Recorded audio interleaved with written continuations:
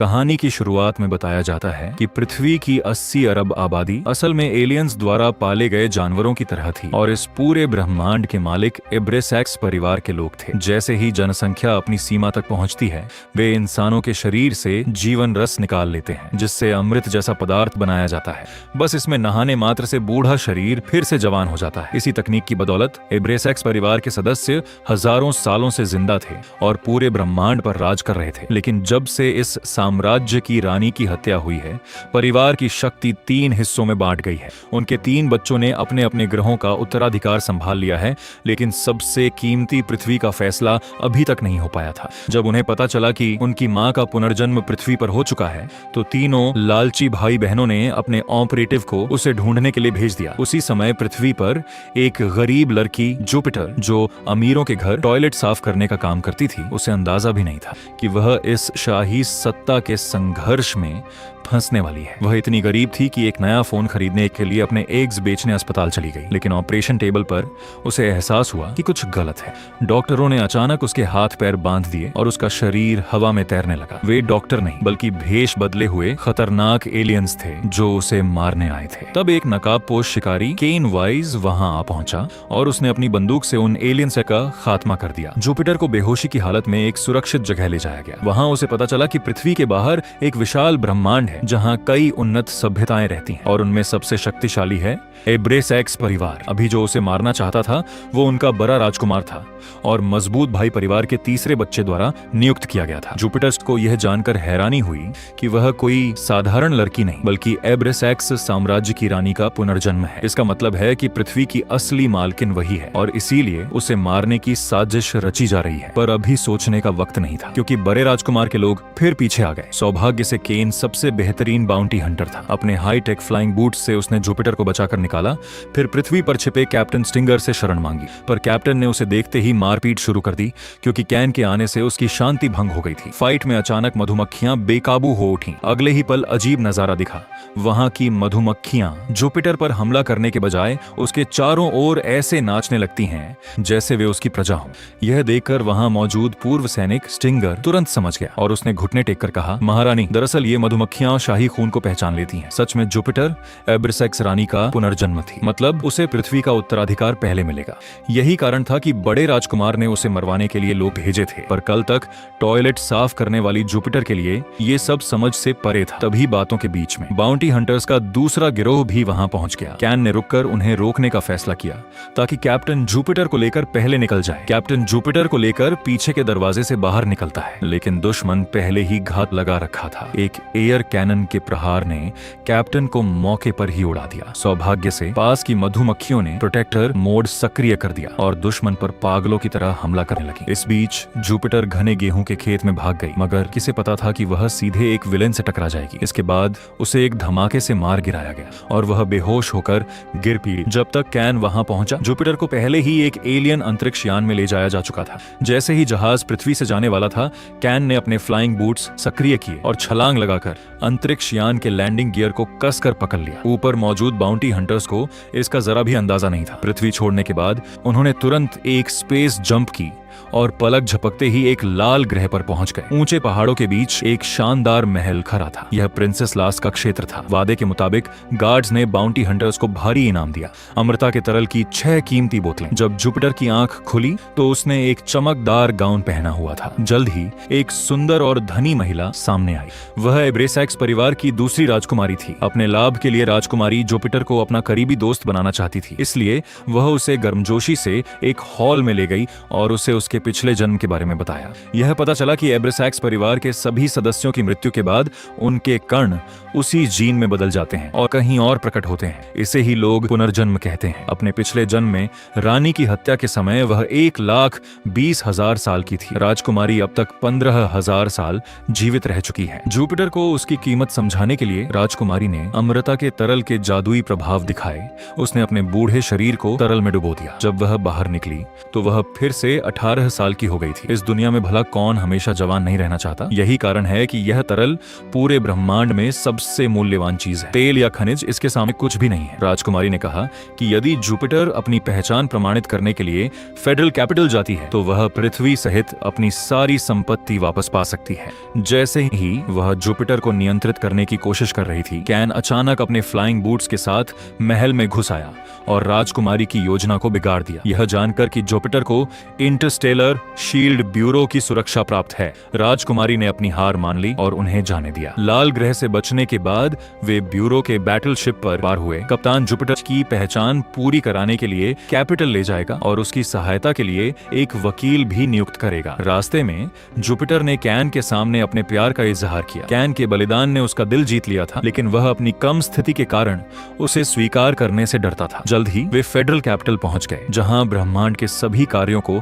व्यवस्थित किया जाता है, यहां तक कि महान रानी को भी कतार में इंतजार करना पड़ा। अंत में एक लंबी प्रक्रिया के बाद जुपिटर की पहचान की पुष्टि हुई और वह आधिकारिक तौर पर पृथ्वी की मालकिन बन गई। उसे लगा जैसे वह कोई सपना देख रही हो। 2 दिन पहले वह पृथ्वी पर शौचालय साफ कर रही थी और अब पूरी दुनिया उसकी थी। जब वह जीवन की अनिश्चितता के बारे में सोच रही थी, तभी कैन का कैप्टन अचानक गद्दार निकल गया। वह उन दोनों को अगवा करके एक विशाल अंतरिक्ष यान पर ले गया। पता चला कि उसे लाटेश परिवार के तीसरे राजकुमार ने खरीद लिया था। इसके बाद कैन को जेल में डाल दिया गया, जबकि जुपिटर को तीसरे राजकुमार के महल में भेज दिया गया था। उसे लगा था कि राजकुमार उसके साथ कुछ बुरा करेगा, लेकिन इसके विपरीत राजकुमार ने बहुत ही शिष्ट व्यवहार किया और उसे बड़े प्यार से रात के खाने पर आमंत्रित किया। दरअसल जहां बड़ा भाई जुपिटर को मारना चाहता था और दूसरा भाई उसे अपने साथ मिलाना चाहता था, वहीं तीसरे राजकुमार के पास एक और भी शातिर योजना थी। वह जुपिटर से शादी करना चाहता था। इस तरह वह कानूनी रूप से अपनी मां की सारी संपत्ति हथिया सकता था। बेशक उसे पता था कि वह इसके लिए सहमत नहीं होगी, इसलिए वह उसे उस गोदाम में ले गया जहां अमृता का तरल रखा गया था। वहां उसने उसे इसके पीछे की क्रूर सच्चाई बताई। जुपिटर को तब पता चला कि अमृता के तरल की एक छोटी सी बोतल बनाने के लिए हजारों इंसानों के जीवन का एसेंस निकाला जाता है। लाटेश परिवार ने सालों पहले ब्रह्मांड में रहने योग्य ग्रहों की खोज की थी और वहां इंसानों की खेती शुरू की थी। पृथ्वी उनमें से सबसे बड़ा ग्रह है। अब पृथ्वी पर कटाई का समय आ गया है, जिसका मतलब है कि वहां के इंसानों पर विनाशकारी संकट आने वाला है। लेकिन राजकुमार ने वादा किया कि अगर जुपिटर उससे शादी करती है तो वह पृथ्वी को इस कटाई से बचाने की पूरी कोशिश करेगा। मासूम जुपिटर ने उसकी बातों पर विश्वास कर लिया और शादी के लिए तैयार हो गई, लेकिन एक शर्त पर, उसे कैन को रिहा करना होगा। राजकुमार मान तो गया, लेकिन तुरंत ही उसने अपना वादा तोड़ दिया और कैन को मारने का आदेश दे दिया, क्योंकि उसे महसूस हो गया था कि जुपिटर कैन से प्यार करती है। अपने प्रतिद्वंद्वी को रास्ते से हटाने के लिए उसने अपने आदमियों को यान का दरवाजा खोलने का आदेश दिया और कैन को अंतरिक्ष के वैक्यूम में फेंक दिया। बिना ऑन ऑक्सीजन के कोई भी 30 सेकंड में बेहोश हो जाता है और कुछ ही मिनटों में शरीर फट जाता है। ठीक उसी समय कैन ने अपने उड़ने वाले जूतों का उपयोग करके अपनी हथकड़ियों को पिघला दिया और जल्दी से एक लाइफ सेविंग जैकेट पहन ली। इससे उसकी जान तो बच गई, लेकिन स्थिति अब भी गंभीर थी, क्योंकि उसमें ऑक्सीजन केवल आधे घंटे के लिए थी और उस सुनसान जगह से कोई नहीं गुजरता। जब उसकी ऑक्सीजन खत्म होने वाली थी, तब कैन की आंखों के सामने जुपिटर की यादें आने लगी। उसे अफसोस हुआ कि उसने समय रहते अपने प्यार का इजहार नहीं किया था। तभी अचानक एक वॉरशिप उसके पास पहुंचा। जब उसे होश आया तो उसने देखा कि उसे शील्ड के लोगों ने बचाया है। बिना आराम किए कैन ने तुरंत उन्हें तीसरे राजकुमार के महल की ओर चलने को कहा। वह जानता था कि एक बार शादी हो गई तो राजकुमार जुपिटर को मारकर उसकी सारी संपत्ति हड़प लेगा। उधर राजकुमार जल्दबाजी में शादी की तैयारियां कर रहा था, लेकिन यह पूरी शादी एक धोखा थी। जब अनजान जुपिटर शानदार लिबास में वहां पहुंची तो नीचे हजारों मेहमानों को देखकर वह घबरा गई। उसे नहीं पता था कि वे सब नकली इंसान थे, लेकिन मेहमान असली हों या नहीं, अंतर आकाश गंगा कानून के अनुसार शादी होते ही राजकुमार उसकी संपत्ति का मालिक बन जाता। तभी शील्ड का यान वहां पहुंच गया। अपनी योजना को बचाने के लिए राजकुमार ने महल की सुरक्षा प्रणाली सक्रिय कर दी और कई लड़ाकू विमानों को उन्हें रोकने के लिए भेज दिया। अपनी प्रिय जुपिटर को बचाने के लिए बेताब कैन अकेले ही एक छोटे भी वॉरशिप में दुश्मनों के बीच घुस जाता है। उसने लद्दते हुए अपना रास्ता बनाया, लेकिन उसे अंदाजा नहीं था कि नष्ट हुए दुश्मन जहाजों से एक चेन रिएक्शन शुरू हो जाएगा। धमाके की चपेट में आने से ठीक 1 सेकंड पहले कैन सुरक्षित रूप से रक्षा घेरे से बाहर निकलने में कामयाब रहा और महल के अंदर जा गिरा। शादी की रस्म अब अपने अंतिम चरण में थी। घबराए हुए तीसरे राजकुमार ने जुपिटर का हाथ जबरदस्ती उसे शादी की अंगूठी पहनाने की कोशिश की। ठीक उसी समय कैन अपने फ्लाइंग बूट्स की मदद से वहां पहुंचा और सबके सामने राजकुमार के असली चेहरे को बेनकाब कर दिया। तीसरा राजकुमार अब और नाटक नहीं करता। ये जानकर जुपिटर ठगा सा महसूस करती है। वह इन साजिशों से दूर पृथ्वी पर अपने परिवार के पास वापस जाना चाहती है, लेकिन शाही परिवार का सबसे बड़ीधा राजकुमार उसे इतनी आसानी से नहीं छोड़ने वाला था। जुपिटर को काबू में करने के लिए उसने छिपकली जैसे सैनिकों की एक टुकड़ी भेजी और उसके परिवार को अगवा कर लिया। जब वह घर लौटी तो वहां एक अधिकारी उसका इंतजार कर रहा था। अपने परिवार को बचाने के लिए जुपिटर को उसके साथ राजकुमार के क्षेत्र में जाना पड़ा। खतरनाक बृहस्पति ग्रह के पास शील्ड ब्यूरो उसकी सुरक्षा के लिए पीछे पीछे आ रहा था, लेकिन जैसे ही वे वायुमंडल में घुसे, चालाक छिपकली सेनापति ने रफ्तार बढ़ा दी और शील्ड ब्यूरो के जहाजों को तूफानी बादलों में फंसाकर रास्ता बंद कर दिया। हार मानकर उन्हें पीछे हटना पड़ी, जबकि जुपिटर को राजकुमार के सामने पेश किया गया। वह अपने भाई बहनों जैसा नहीं था। उसने सीधे जुपिटर को थप्पड़ जद्दा। उसकी आंखों में नफरत भरी थी। असल में उसने ही अपनी मां की हत्या की थी, क्योंकि अमृता के अमृत के कारण उसकी मां ने उसे 90,000 सालों तक दबाकर रखा था। बढ़ते राजकुमार ने जुपिटर को एक समझौते पर हस्ताक्षर करने के लिए मजबूर किया,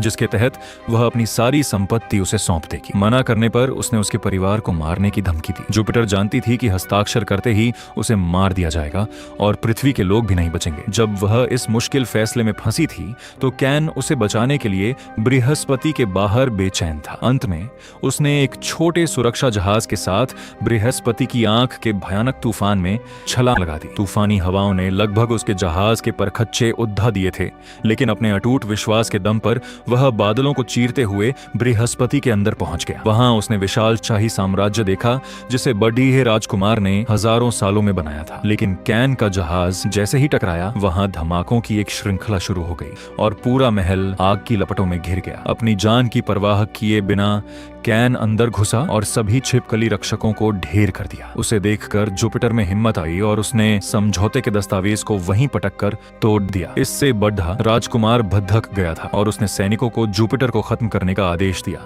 मगर ऐन वक्त पर कैन ने टेलीपोर्टेशन रिंग खोली और उसे बचा लिया था। फिर दोनों ने काम बांट लिया। कैन दुश्मनों से उलझ गया और जुपिटर अपने परिवार को बचाने भागी, लेकिन नीच राजकुमार ने पीछे से हमला किया। जुपिटर ने भी करारा जवाब दिया, लेकिन तभी एक खंभा गिरने से फर्श टूट गया और वह राजकुमार के साथ गहरी खाई में गिरने लगती है। ये देख कैन उसे बचाने दौड़ता है, लेकिन वह लिजर्ड मैन की पूंछ में बुरी तरह फंस जाता है। कोई और चारा न होने पर सौभाग्य से कैन ने समझदारी दिखाते हुए अंत में ट्रांसमिशन डिवाइस चालू कर दिया और छिपकली मानव को फर्श के नीचे हमेशा के लिए सील कर दिया। इसी बीच जुपिटर और बड़े राजकुमार दोनों एक इमारत को पकड़ने में सफल रहे, जिससे उनकी जान अस्थायी रूप से बच गई थी। लेकिन बड़ा राजकुमार हार मानने को तैयार नहीं था और वह किसी भी कीमत पर जुपिटर को मारना चाहता था। गुस्से में आकर जुपिटर ने राजकुमार के जख्म को दबाया और फिर एक लोहे की पाइप उठाकर उसे पारंपरिक तरीके से सबक सिखाया। तबीयत अचानक वह प्लेटफॉर्म ढह गया और दोनों एक बार फिर गहरी खाई में गिर गए। ऐन वक्त पर कैन वहां पहुंच गया और उसने जुपिटर को बचा लिया, लेकिन बड़ा राजकुमार इतना भाग्यशाली नहीं था। आखिरकार वह अपनी ही शाही खाई की गहराइयों में समा गया था। बुरा सपना खत्म होने के बाद